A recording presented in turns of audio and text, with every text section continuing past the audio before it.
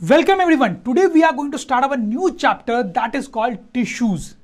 तो टिश्यूज क्या होते हैं? देखो, सेल्स के बारे में तो हमने पढ़ाई है, तो आपको पता है कि सेल्स से ही सारे लिविंग ऑर्गेन्स बने होते हैं, जैसे कि प्लांट्स बने होते हैं, प्लांट्स से क्यों एनिमल्स ही बने होते हैं, राइट? तो अब टिश्यूज का रोल यहीं पे कहीं ना कहीं आता है. What are tissues? Tissues are groups of cells. जैसे आप देखो, ये बहुत सारे सेल्स का ग्रुप आपको दिख रहा है, ये एक सेल है, ये एक सेल है, ये एक सेल है, ऐसे बहुत सारे सेल्स हैं. ये सब मिलके टिश्यू बनाते हैं. तो बहुत सारे सेल्स जो हैं उनका ग्रुप मिलके एक टिश्यू बनाता है, और बहुत सारे टिश्यूज मिलके प्लांट्स बनाते हैं या फिर एनिमल्स बनाते हैं, राइट स्टूडेंट्स? तो आप समझ रहे होंगे कि अगर प्लांट्स और एनिमल्स का स्ट्रक्चर समझना है तो टिश्यू को तो समझना ही पड़ेगा. That's why we want to study this chapter. जैसे जैसे इस चैप्टर में आगे बढ़ेंगे आपको टिश्यू का कॉन्सेप्ट और क्लियर होता जाएगा. थोड़ा पेशेंस रखने की जरूरत है. लेकिन अभी के लिए हमें एक नया टर्म समझने की जरूरत है, that is called division of labour या सेल स्पेशलाइजेशन. क्या है ये टर्म, मैं आपको बताता हूं. तो स्टूडेंट्स, आपको तो पता ही है कि जो लिविंग ऑर्गेनिज्म होते हैं वो यूनिसेलुलर हो सकते हैं, जैसे कि उसका एक एग्जांपल है अमीबा. और एग्जांपल्स दे सकते हो क्या आप? Paramecium, that's a good example, right? ठीक है. फिर मल्टी सेलुलर ऑर्गेनिज्म होते हैं, उसके तो बहुत सारे एग्जांपल्स हमें पता ही हैं, dog, humans, elephant, what not, right? अब देखो, चाहे वो मल्टी सेलुलर ऑर्गेनिज्म हो या यूनिसेलुलर ऑर्गेनिज्म हो, उनको जिंदा रहने के लिए, लाइफ को कंटिन्यू करने के लिए बहुत सारे लाइफ प्रोसेसेस करने पड़ते हैं. जैसे कि मूवमेंट करना पड़ता है, ब्रीदिंग का प्रोसेस करना पड़ता है, डाइजेशन, एक्सक्रीशन, ऐसे बहुत सारे प्रोसेसेस हमारी बॉडी में या कोई भी मल्टी सेलुलर ऑर्गेनिज्म या यूनिसेलुलर ऑर्गेनिज्म जो होता है उसकी बॉडी में चलता रहता है. जैसे देखो, मैं ब्रीदिंग कर रहा हूँ, राइट? तो वैसे बाकी मल्टी सेलुलर ऑर्गेनिज्म भी ब्रीदिंग करते हैं. इनफैक्ट यूनिसेलुलर ऑर्गेनिज्म भी ब्रीदिंग करता है. हम लोग डाइजेशन करते हैं, मतलब फूड खाते हैं, उसको डाइजेस्ट करते हैं. तो वैसे बाकी मल्टी सेलुलर ऑर्गेनिज्म भी ये काम करते हैं. इनफैक्ट यूनिसेलुलर ऑर्गेनिज्म भी करते हैं. वैसे बाकी सारे लाइफ प्रोसेसेस सबको करने होते हैं, चाहे वो यूनिसेलुलर हो या मल्टी सेलुलर हो. लेकिन स्टूडेंट्स, एक कैच है यहाँ पे. कैच क्या है कि यूनिसेलुलर ऑर्गेनिज्म में, जैसे कि अमीबा हो गया, उसमें तो एक ही सेल है ना, सिर्फ एक ही सेल से वो बना होता है. तो उस एक सेल को ही ये सारे काम करने पड़ेंगे, राइट? लेकिन मल्टी सेलुलर में ऐसा नहीं है, उनके बॉडी में तो बहुत सारे सेल्स होते हैं, राइट? तो एक ही सेल को सारे काम करने की जरूरत नहीं है. This is a very important point. In amoeba और any other unicellular organism all body functions are done by single cell. यहां पे तो कोई ऑप्शन ही नहीं है, एक ही सेल है, काम सारे कर रहे हैं, तो उसी एक सेल को सारे काम करने ही पड़ेंगे. लेकिन मल्टी सेलुलर में ऐसा नहीं होता है. In multicellular organism different groups of cells perform different functions. इनमें क्योंकि बहुत सारे सेल्स होते हैं, तो क्या होता है कि हर अलग अलग ग्रुप ऑफ सेल्स का अलग अलग काम होता है. जैसे कुछ ग्रुप ऑफ सेल्स हो सकते हैं जिनका काम है सिर्फ और सिर्फ मूवमेंट पे फोकस करना, वो बाकी कोई काम नहीं करेंगे, वो सिर्फ मूवमेंट के लिए रिस्पॉन्सिबल होंगे. फिर कुछ अलग ग्रुप ऑफ सेल्स होंगे जिनका काम होगा सिर्फ ब्रीदिंग पे फोकस करना, वो बाकी कोई काम नहीं करेंगे. फिर कुछ अलग ग्रुप ऑफ सेल्स होंगे जिनका काम होगा सिर्फ डाइजेशन पे फोकस करना. वैसे कुछ अलग ग्रुप ऑफ सेल्स होंगे जिनका काम होगा एक्सक्रीशन पे फोकस करना, एंड सो ऑन. लेकिन बेचारे अमीबा को प्रॉब्लम है या किसी भी यूनिसेलुलर ऑर्गेनिज्म को प्रॉब्लम है, उसमें तो एक ही सेल है, उसी को सारे काम करने हैं. समझ में आ रही बात? तो यहीं पे हमारा कॉन्सेप्ट आता है डिवीजन ऑफ लेबर. आप समझ सकते हैं यहां पर कोई डिवीजन ऑफ लेबर नहीं है, क्योंकि एक ही सेल को सारे काम करने हैं. यहां पे डिवीजन ऑफ लेबर है, अलग अलग सेल्स को अलग अलग काम करने हैं, तो डिवीजन ऑफ लेबर है. समझ में आई बात? फिर दूसरा टर्म है सेल स्पेशलाइजेशन. देखो, जैसे मैं आपको एग्जांपल देता हूं, आपको अगर ये बोला जाए कि सारे सब्जेक्ट्स दुनिया के आपको पढ़ने हैं, चाहे वो ज्योग्राफी हो गया, हिस्ट्री हो गया, सिविक्स हो गया, इंग्लिश हो गया, हिंदी हो गया, साइंस हो गया, मैथ्स हो गया, तो आप क्या करोगे? आप सारे सब्जेक्ट्स पढ़ोगे, लेकिन ज़्यादा फोकस तो किसी भी नहीं कर पाओगे, तो सब कुछ आपको थोड़ा थोड़ा आ जाएगा, ठीक है? लेकिन अगर किसी को बोला जाए कि तुम्हें सिर्फ एक ही सब्जेक्ट पढ़ना है, दैट इज ज्योग्राफी, तो पूरा टाइम, पूरी एनर्जी, पूरा एफर्ट वो उसी एक सब्जेक्ट पर लगाएगा, तो उसमें बिल्कुल वो स्पेशलाइज्ड हो जाएगा, राइट स्टूडेंट्स? तो वही चीज़ है यहाँ पे. मल्टी सेलुलर ऑर्गेनिज्म में सेल स्पेशलाइजेशन हो जाता है, जबकि यूनिसेलुलर में नहीं होता है. उसमें एक ही सेल सारे काम कर रहा है, तो वो किसी भी काम में पूरी तरह से स्पेशलाइज नहीं होता है. यहां पे एक ग्रुप ऑफ सेल्स सिर्फ और सिर्फ ब्रीदिंग पे फोकस कर रहे हैं, तो वो स्पेशलाइज्ड हो जाते हैं ब्रीदिंग को बहुत इफिशिएंटली करने के लिए. एक ग्रुप ऑफ सेल्स सिर्फ डाइजेशन पे फोकस कर रहे हैं और कोई काम नहीं करना है उनको, दिन रात सिर्फ डाइजेशन पे फोकस करना है, तो वो डाइजेशन में बिल्कुल स्पेशलाइज हो जाते हैं. तो हम बोल सकते हैं कि मल्टी सेलुलर ऑर्गेनिज्म में सेल स्पेशलाइजेशन होता है और डिवीजन ऑफ लेबर भी होता है, जबकि यूनिसेलुलर में ना डिवीजन ऑफ लेबर होता है ना सेल स्पेशलाइजेशन होता है. समझ में आ रही है आपको बात? और ये जो डिवीजन ऑफ लेबर या सेल स्पेशलाइजेशन यहां पर होता है वो काफी एडवांटेजियस होता है।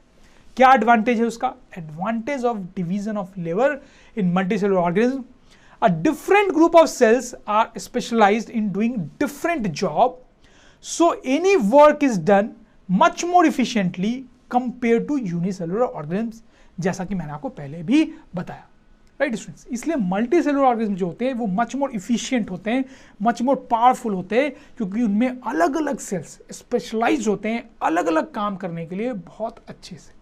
समझ में आ रही है बात? Right, okay. अब व्हाट इज टिश्यू? अगर आपसे कोई पूछे तो आप क्या आंसर करेंगे? तो students you will answer a group of cells which work together to perform a particular job is called a tissue. तो मैंने आपको पहले बताया था कि tissue is a group of cells, लेकिन इसका मतलब नहीं है कि किसी भी ग्रुप ऑफ सेल्स को आप टिश्यू बोल दो। टिश्यू एक ऐसे सेल्स का ग्रुप होगा जो साथ में काम करते हैं आपस में मिलजुल के, to do a particular specific job. एक काम पे फोकस करते हैं वो सारे सेल्स और साथ में काम करते हैं, वैसे ग्रुप ऑफ सेल्स को हम बोलते हैं tissue. Once again, a group of cells which work together to perform a particular job is called a tissue. समझ में आ रही है बात? Right, okay. Now plant tissues and animal tissues. तो देखो, प्लांट के बॉडी में बहुत सारे टिश्यूज होते हैं, एनिमल्स के बॉडी में बहुत सारे टिश्यूज होते हैं।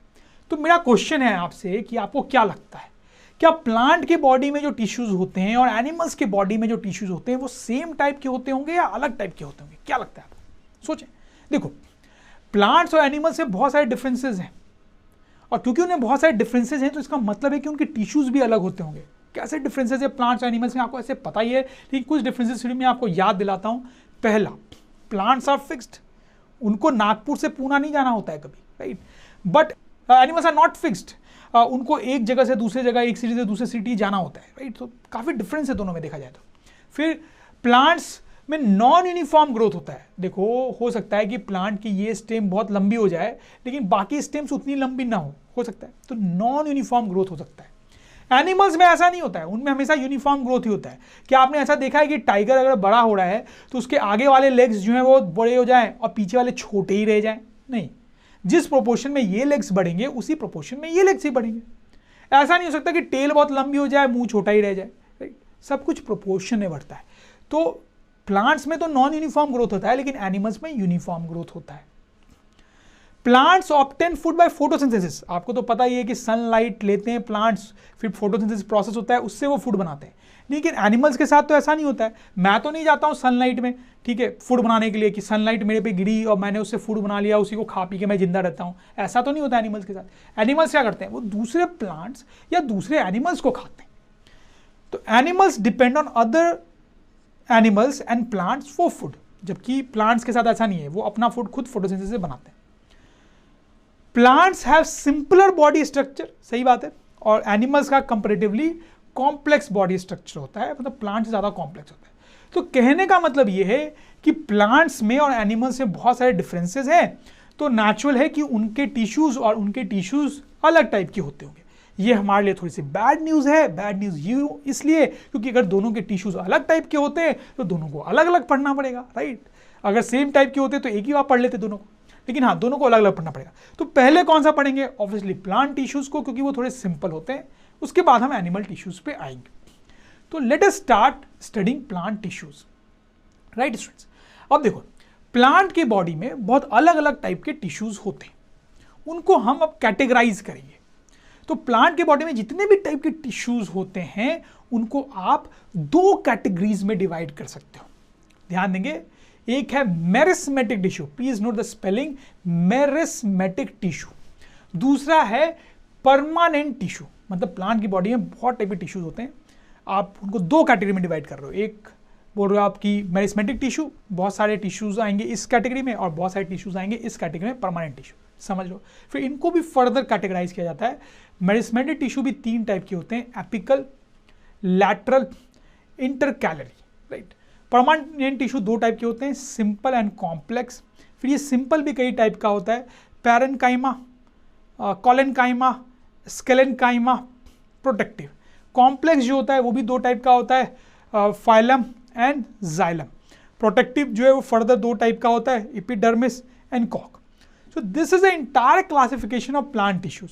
आप देख सकते हैं थोड़ा कॉम्प्लिकेटेड है, बट आपको बिल्कुल टेंशन नहीं लेनी है और अभी आपको उसको याद करने का ट्राई नहीं करना है, ठीक है। जैसे जैसे हम चैप्टर में पढ़ेंगे, आगे बढ़ेंगे, वैसे वैसे हम अलग अलग टिश्यूज को स्टडी कर रहे होंगे और मैं आपको इस तरह से पढ़ाऊंगा कि आपको सारे नाम, सारे क्लासिफिकेशन अपने आप ही याद होते जाएंगे and you will be surprise कि सब कुछ याद हो गया आपको, राइट। तो अभी आप अगर टेंशन लेंगे इनको याद करने की तो बहुत टेंशन हो जाएगी।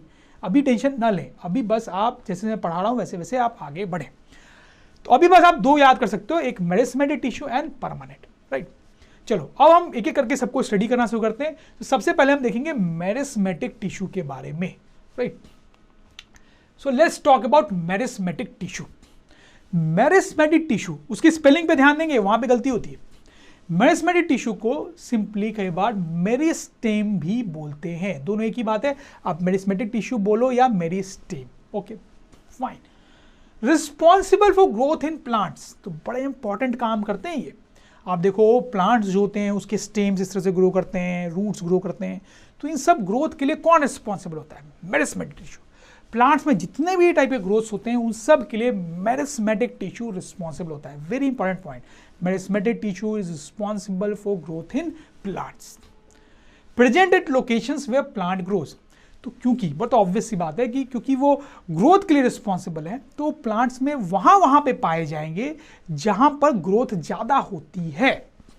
तो कहां पे ग्रोथ होती है? जैसे टिप्स ऑफ स्टेम, तो स्टेम अगर ग्रो कर रहा है तो बेसिकली स्टेम का टिप ग्रो कर रहा है ना, तो स्टेम्स के जो टिप्स होते हैं वहां पे आपको फॉर एग्जांपल मेरिस्मेटिक टिश्यू मिलेगा। इनफैक्ट जैसे रूट्स भी अगर ग्रो कर रहे हैं तो उनके टिप्स ही ग्रो कर रहे हैं, तो रूट्स के टिप्स पे भी आपको मेरिस्मेटिक टिश्यू मिलेगा। तो जहां जहां पे ग्रोथ हो रहा है वहां पे आपको मेरिस्मेटिक टिश्यू मिलेगा। Cells in these tissues can divide and form new cells. ध्यान दें स्टूडेंट्स, किसी भी लिविंग ऑर्गेनिज्म में ग्रोथ कैसे होता है? जैसे हम अपनी बॉडी की ही बात करें तो हमारे बॉडी में सिर्फ क्या है? सेल्स हैं, पूरी बॉडी में सेल्स भरे हुए। तो होता क्या है, जो पुराने सेल्स जो हैं वो नए सेल्स बनाते हैं, तो टोटल नंबर ऑफ सेल्स बढ़ जाता है, तो फिर ग्रोथ होता है, ठीक है। वैसे प्लांट्स और दूसरे एनिमल्स में भी होता है कि उनमें ऑलरेडी पहले बहुत सारे सेल्स हैं, तो पुराने सेल्स डिवाइड होकर नए सेल्स बनाते हैं तो उनकी बॉडी ग्रो करती है। समझ जाएंगे कि मेरिस्मेटिक टिश्यू का तो काम ही है ग्रोथ कराना। तो इसका मतलब है कि उसके जो सेल्स होते होंगे, मेरिस्मेटिक टिश्यू में जो सेल्स होते होंगे, they can divide and form new sales, तभी तो वो ग्रोथ कराएं। तो वही लिखा हुआ है, cells in this tissues can divide and form new cells. Very important students, ठीक है। अगर वो ऐसा नहीं कर पाते तो मेरिस्मेटिक टिश्यू कभी भी ग्रोथ नहीं करा पाता। तो वो ग्रोथ इसीलिए करा पा रहा है क्योंकि उसके अंदर जो सेल्स हैं they can divide and form new sales. Types of meristem, तीन टाइप के होते हैं meristematic tissue, apical, lateral and intercalary. देखो इनके नाम से ही एक्चुअली क्लियर है कि ये क्या करते हैं क्या नहीं करते हैं। जैसे सबसे पहले बात करते हैं एपिकल मेरिस्मेटिक टिश्यू की। ये पाया जाता है tips of stem and root. तो मैंने आपको बताया था कि स्टेम और रूट जो है इस तरह से ग्रो करते हैं प्लांट्स में, तो उनकी जो टिप होती है वही ग्रो कर रही है बेसिकली, तो वहाँ पे एपिकल मेरिस्मेटिक टिश्यू होता है, यही वहाँ पे ग्रोथ कराने के लिए रिस्पॉन्सिबल होता है, राइट। बड़ी सिंपल सी बात। ओके, अब देखो लैटरल मेरिस्मेटिक टिश्यू। देखो ये कहाँ पे पाया जाता है, तो आप देखो जैसे इस ट्री को देखो, तो इसका जो ट्रंक है आप देख सकते हो कितना वाइड है, कितना मोटा है। तो क्या ये शुरू से इतना मोटा रहा होगा? नहीं स्टूडेंट्स, पहले आप समझ सकते हैं कि वो बहुत थिन रहा होगा, फिर धीरे धीरे उसमें ग्रोथ हुई है, उसकी विड्थ जो है वो बढ़ी, राइट। तो वहाँ पे भी ग्रोथ हुआ है। कई बार जब हम प्लांट्स की ग्रोथ की बात करते हैं तो जनरली हम सिर्फ स्टेम और रूट्स की ग्रोथ को देख लेते हैं, लेकिन यहाँ पे जो स्टेम है उसकी विड्थ जो बढ़ रही है वो भी एक ग्रोथ का ही एग्जाम्पल है। वहाँ पर जो ग्रोथ हो रही है वो लैटरल मेरिस्मेटिक टिश्यू के कारण हो रही है। तो यहाँ पे क्या होता है कि ट्रंक की जो बार्क है उसके अंदर, उसके नीचे एक्चुअली इस टिश्यू की लेयर होती है और वही यहाँ पे ग्रोथ कराने के लिए रिस्पॉन्सिबल होता है। इसे लिखा हुआ है कि लैटरल मेरिस्मेटिक टिश्यू कहाँ पाया जाता है? Beneath the bark increases girth of trunk. नाम से क्लियर है, लैटरल, तो this is responsible for actually lateral growth, right. Next comes intercalary meristematic tissue. ये कहाँ पाया जाता है? Nodes of leaf and stem. जैसे आप देखो कोई लीफ जब स्टेम से जुड़ती है तो वहाँ पे एक नोड बनाती है, कोई स्टेम दूसरे स्टेम से जुड़ती है तो वहाँ पर भी नोड बनाती है, वहाँ पे भी कुछ ना कुछ ग्रोथ हमेशा चलता रहता है। तो उन नोड्स पे एक्चुअली में इंटरकैलरी टिश्यू होता है, which is responsible for growth in those regions. समझ में आ रही है आपको बात? तो आपको समझ में आया होगा कि मेरिस्टेमेटिक टिश्यू 3 टाइप के होते हैं, एपिकल, लैटरल एंड इंटरकैलरी, और उनके नाम से ही मोस्टली क्लियर है कि वो कहां कहां पे पाए जाते हैं और क्या क्या काम करते हैं। ओके, अब मैं आपको एक और छोटी सी बात अगर बताऊं तो ये जो लैटरल मेरिस्टेमेटिक टिश्यू है उसको कैम्बियम मेरिस्टेम के नाम से भी जानते हैं। इसको आपको याद करना पड़ेगा, cambium meristem, that means lateral meristematic tissue. Just learn this name students, कई बार आपसे पूछा जा सकता है। फाइन, अब आगे बढ़ते हैं। हमने मेरिस्टेमेटिक टिश्यू में जो सेल्स होते हैं उनकी कुछ प्रॉपर्टीज देखी थी, ठीक है, उनके बारे में देखा था। मेरिस्टेमेटिक टिश्यू के क्या क्या टाइप्स होते हैं वो हमने देख लिया। Now properties of cells of meristem, तो इस टिश्यू के जो सेल्स होते हैं उनकी कुछ और प्रॉपर्टीज को हम स्टडी करना चाहते हैं यहाँ पे। तो सबसे पहली प्रॉपर्टी कि वो बहुत एक्टिव होते हैं। इस टिश्यू में जो भी सेल्स होते हैं वो बहुत एक्टिव होते हैं, वो तो आप समझ ही सकते हैं, होना ही होगा, कि प्लांट्स में जो ग्रोथ होती है वो हमेशा ही चलती रहती है। जैसे एनिमल्स में ग्रोथ एक एज के बाद जनरली रुक जाती है, जैसे अब मेरे बॉडी में कुछ खास ग्रोथ नहीं हो रही है, लेकिन प्लांट्स की बॉडी में लाइफ टाइम ग्रोथ चलती रहती है। इसलिए इस टिश्यू में जो सेल्स हैं उनको तो एक्टिव रहना ही पड़ेगा ना, तभी तो ग्रोथ चलती रहेगी राइट। इनके सेल्स में जो साइटोप्लाज्म है वो काफी डेंस होता है, न्यूक्लियस बहुत प्रोमिनेंट होता है, मतलब बड़ा होता है काफी, सेल वॉल जो होती है वो थिन होती है, ठीक है। You have to remember all this. No vacuoles, ये बड़ा इंपॉर्टेंट है स्टूडेंट्स। हमने जब प्लांट सेल्स पढ़ा था तो हमने देखा था कि प्लांट सेल्स में जनरली बहुत बड़ा सा वैक्यूल होता है। क्या काम होता है उसका? वो वाटर और न्यूट्रिएंट्स को स्टोर करता है। लेकिन मेरिस्टेमेटिक टिश्यू के जो सेल्स होते हैं उनमें वैक्यूल्स होता ही नहीं है। क्यों नहीं होता? आप सोच के देखो वैक्यूल्स का काम है न्यूट्रिएंट्स और वाटर को स्टोर करना, राइट। लेकिन ये जो सेल्स हैं मेरिस्टेमेटिक टिश्यू के, इनका काम न्यूट्रिएंट्स स्टोर करना नहीं है, इनका काम तो ग्रोथ कराना है, राइट। तो इनका काम अगर न्यूट्रिएंट्स स्टोर करना है ही नहीं तो इनको वैक्यूल्स की क्या जरूरत? इसीलिए इनमें वैक्यूल्स नहीं होते हैं। तो देखो यहां पे हम लिख भी सकते हैं, vacuoles store nutrients for plants, right. These cells, मतलब मेरिस्टेमेटिक टिश्यू के जो सेल्स हैं, don't need to store nutrients, their job is to form new cells to create growth, इसलिए उनको वैक्यूल्स की जरूरत नहीं है।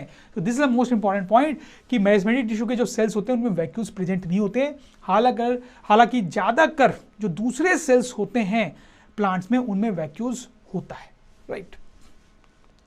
ओके, अब हम यहां पे एक छोटा सा एक्सपेरिमेंट करेंगे, राइट, मेरिस्टेमेटिक टिश्यू से इन्वॉल्व्ड। तो इसमें आपको क्या करना है, टेक 2 ओनियंस इन जार्स एज शोन, ठीक है।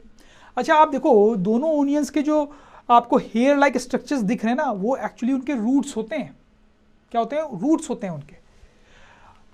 Observe the growth of roots for 5 days, तो कुछ दिन तक आप उनको ऐसे ही छोड़ दो, 5 दिन तक फॉर एग्जाम्पल, तो आप देखोगे उनके रूट जो है धीरे धीरे ग्रो करते हुए आपको दिखाई देंगे। दोनों जार्स में सेम तरीके से रूट्स की लेंथ आपको बढ़ती हुई दिखाई देगी, ठीक है।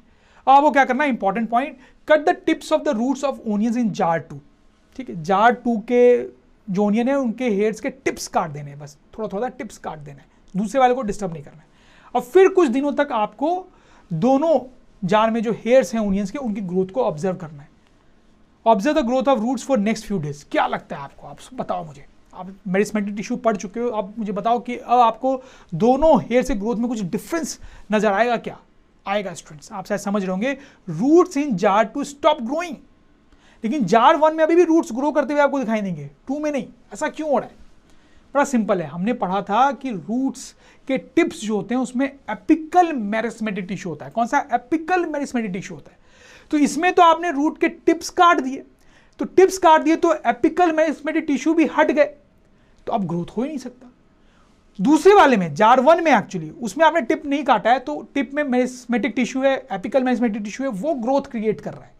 यहां पे अब वो टिश्यू रहा ही नहीं तो ग्रोथ हो ही नहीं सकता। समझ में यह बात स्टूडेंट्स आपको? When tips of roots are cut, apical meristematic tissue present there is lost, so no further growth happens, right?